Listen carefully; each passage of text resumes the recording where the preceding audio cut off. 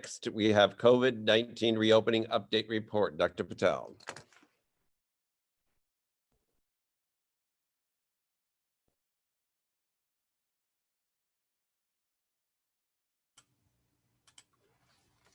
All right, could you see my screen okay? Excellent. Good evening. I'm Sonal Patel, Assistant Superintendent of Educational Services, here to provide a portion of the reopening readiness dashboard update for how we're preparing. On October 27th, the school board trustees voted unanimously to use January as a target date for a phased reopening of our physical school facilities.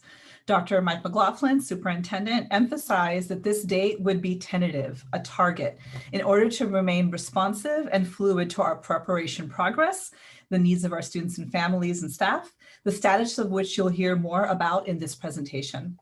For now, I'd like to provide an update on what we are projecting January to look like as we approach the various school holidays and breaks in the coming months so that our community can plan accordingly. Our phased approach for reopening, what it'll look like in January is starting with targeted in-person small groups for students and staff able to come to campus. With a method of instruction still being distance learning for all students, it is our plan to prepare for small groups of students to come to campus in stable cohorts to receive targeted programming, maybe once a week, maybe twice a week. We are working to prepare our facilities and will assess and survey who would like to participate in order to have protocols, participants, and agreements with our bargaining groups in place for a mid-January start. You'll hear more about our progress and learn how to participate in this optional program in December. Again, this date is tentative and it's to provide a description of our planning. In March, we hope along the way to build up to planning for an in-person instruction model that includes sort of what we've been describing as a blended or hybrid model that would be offered alongside distance learning for those students and families ready to come back to physical classroom learning. This timeline means that we are aiming for a trimester 3 for our elementary schools or a quarter 4 for our secondary middle schools for in-person return. I know that looking at this timeline, it becomes clear to folks that our schools have been closed to in-person instruction for a full year as we shuttered starting March 16th of 2020. Please know that we believe starting to open more gradually with optional small groups in mid-January is a necessary step before any larger scale opening or phase of opening.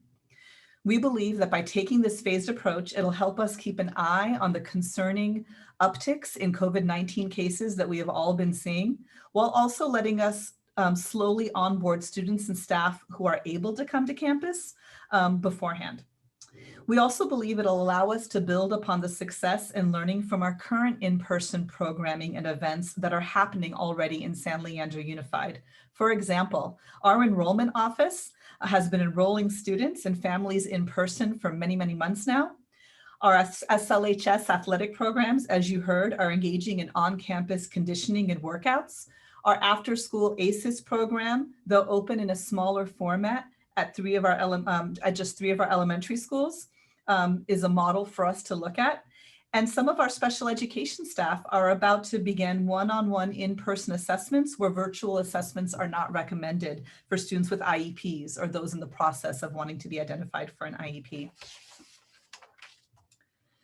Some may be wondering why tentatively plan to come back in March through June for a short period.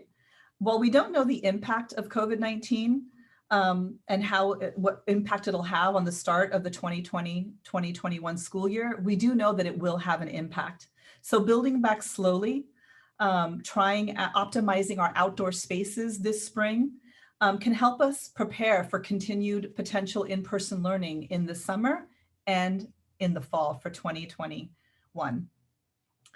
Dr. Mike, would you like to add anything at this point? I want to echo what Dr. Patel has stated so far, and I want to concentrate on a few words. One is target, and the other one is partnership. So along the way, ever since March happened, and I can even go back 8 years from now, we have worked really hard to build strong relationships with all our bargaining units because we strongly feel we cannot move forward with anything with SLUSD unless we're all moving in the same direction. We communicate a lot. We make sure we're all on the same page. So throughout any discussions about closing school, looking at reopening, distance learning, we've been working arm in arm, hand in hand with our teachers because again, as we've said over and over, we want teachers to come back and kids to come back when it's safe, and we can make sure that they come back and their people aren't worried every day they're going to get sick. So when we say target is a moving target. So for example, all counties right now have a target to get to a certain color so they can reopen. That doesn't mean it's a guarantee. It means, guess what? We have to plan.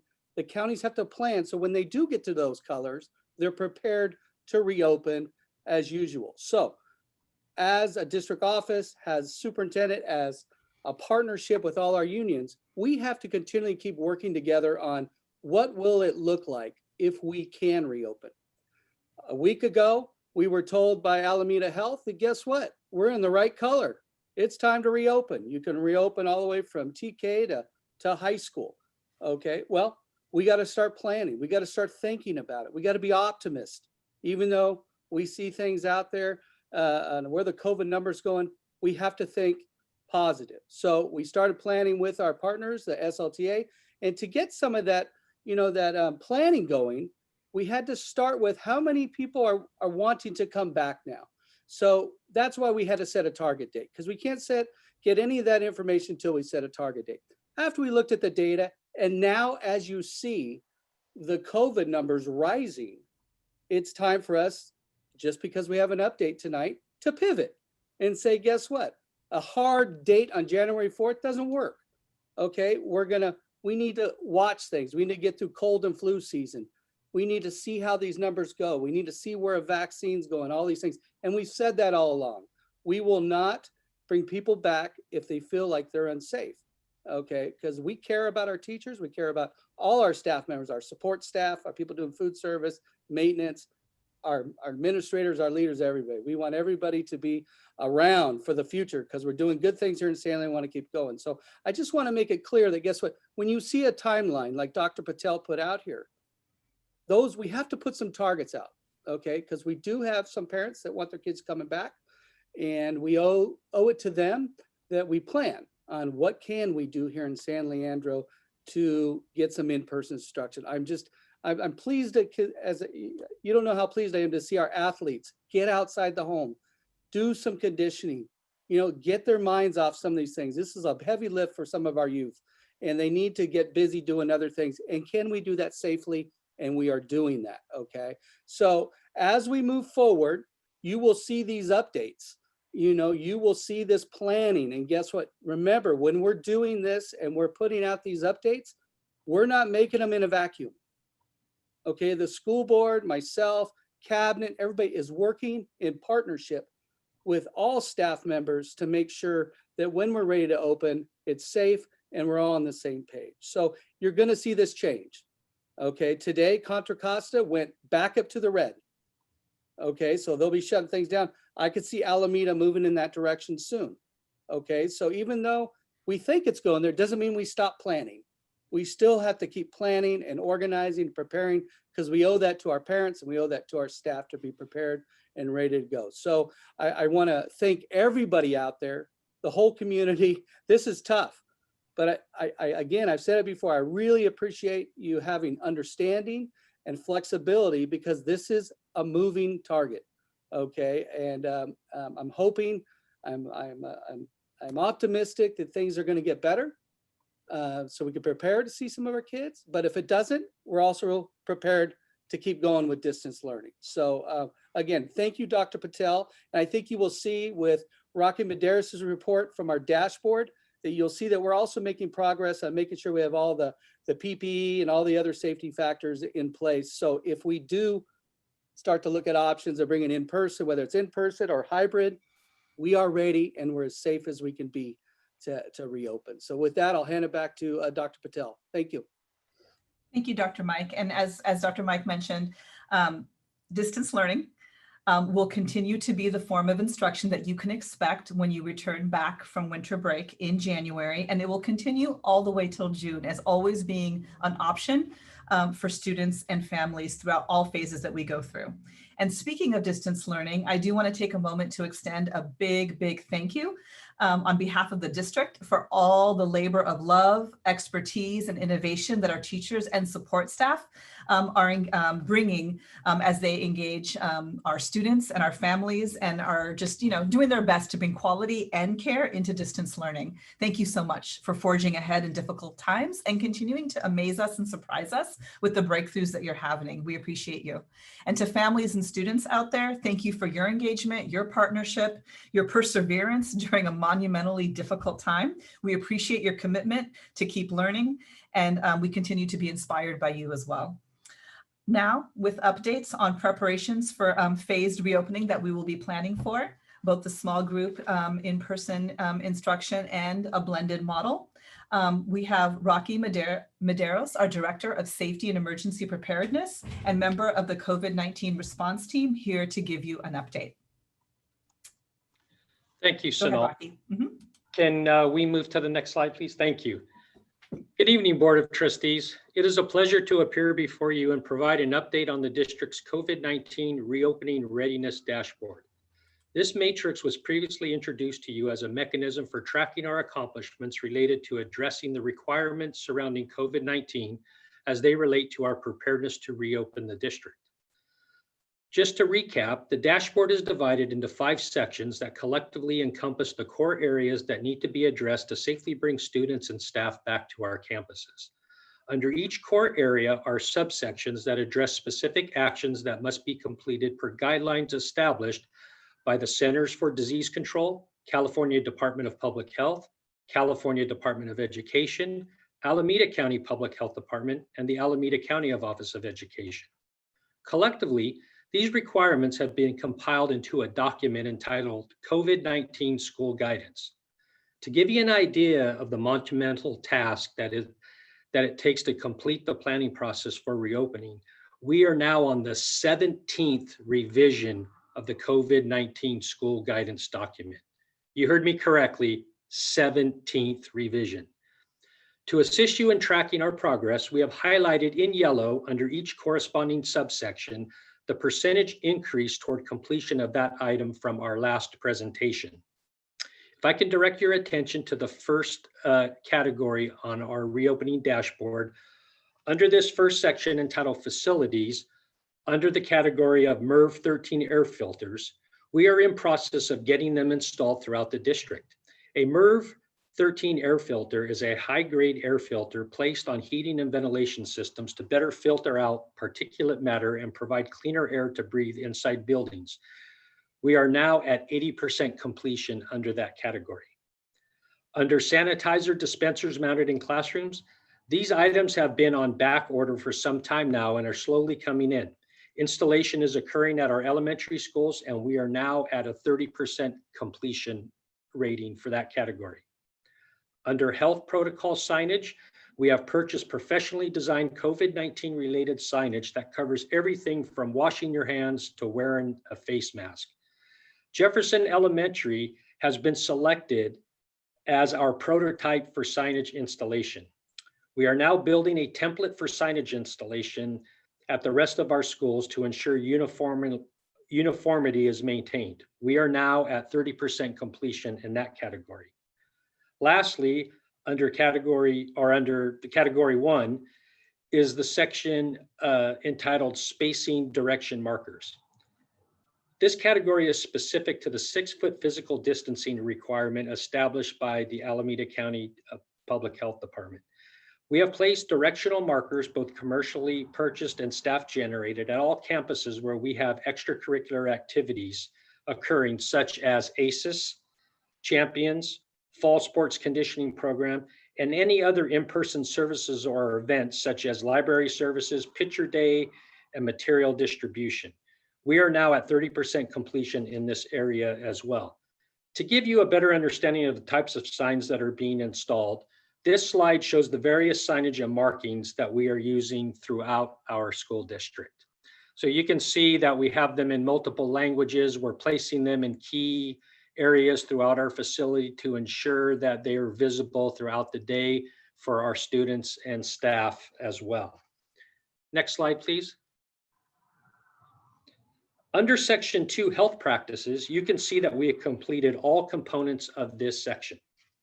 In sections 3, school campus logistics, we are currently working on our restroom plans as well as student and staff arrival and departure procedures. These plans are critical to ensure ingress and egress is done in a controlled manner and to maintain physical distancing requirements. We are at 75% completion in both of these areas.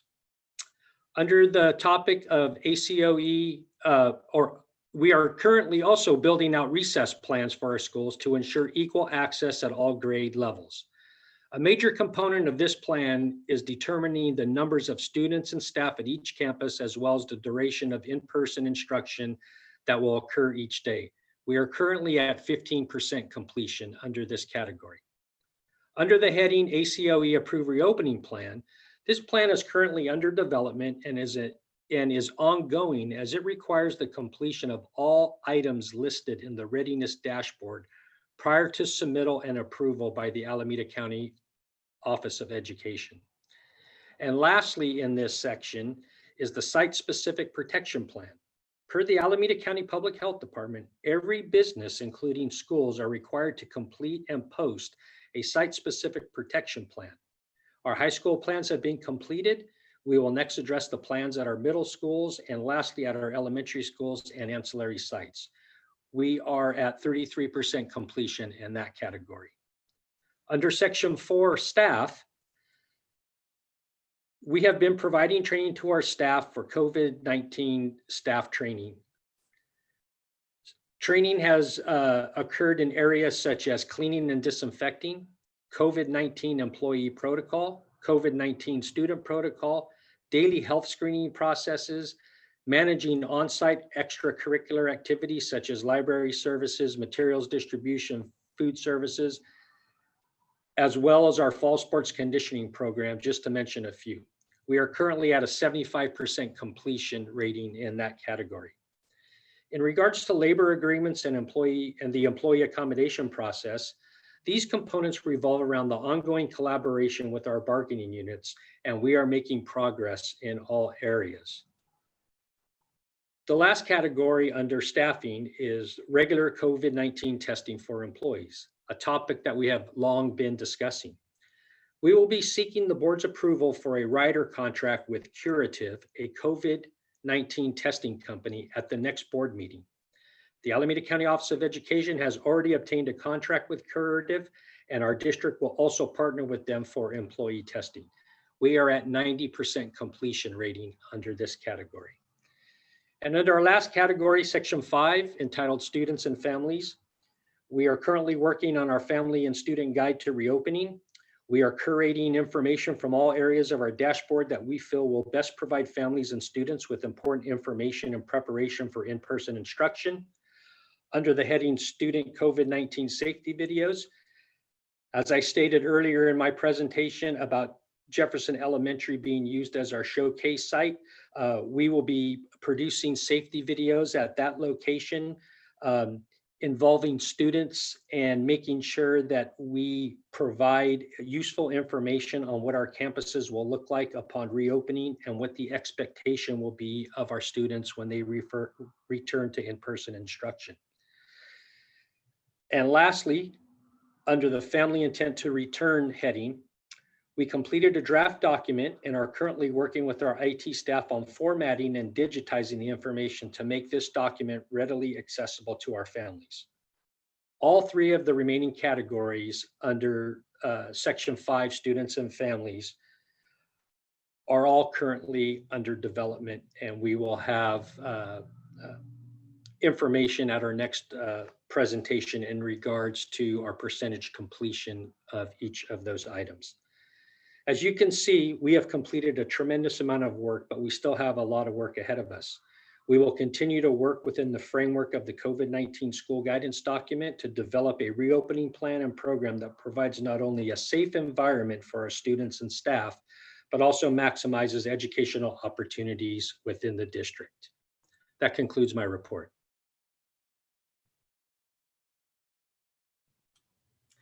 At this time, are there any questions or comments from the board for either Rocky or myself?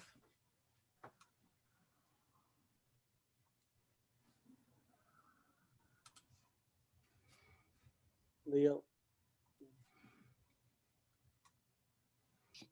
Yeah, I want to thank everybody, but I definitely want to thank everyone for the report and the update. Something that we could share with the public so they understand what we're doing, that we're actually working towards a target. We're working on these items that need to be addressed and completed so that we can't, when the time is right to safely return, we're ready. We're not caught behind the 8 ball saying, oh no, we can come back, we're ready, it's safe, but we haven't done anything. So I appreciate all the effort on everybody's part and the staff, and Rocky and Sanal, thank you for putting this to, Dr. Patel, thank you for putting this together.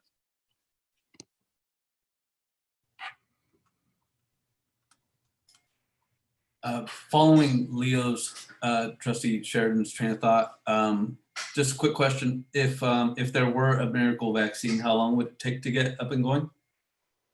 Oh, I don't think anybody can answer that question right now. And so, I mean, we just heard this, what was it, today or yesterday, about Pfizer's thing going on. I would estimate that if once everything gets moving, you got to at least think you're at least 7-8 months, even longer, out. So again, I can't tell you what the government's going to do or how this is going to go. All I can tell you is that, and Rocky can echo this, is it changes every week and sometimes a couple times in that week. So you got everybody trying to figure this out without much direction. Well, hopefully with a change in leadership in this country, we can hopefully get a clear direction of where we're going to go. But it's been a chaotic few 7-8 months because, like Rocky said, 17 versions, and I'm sure he'll get an 18th version this week. So it's we're doing the best again. We're educators and we're trying to be scientists.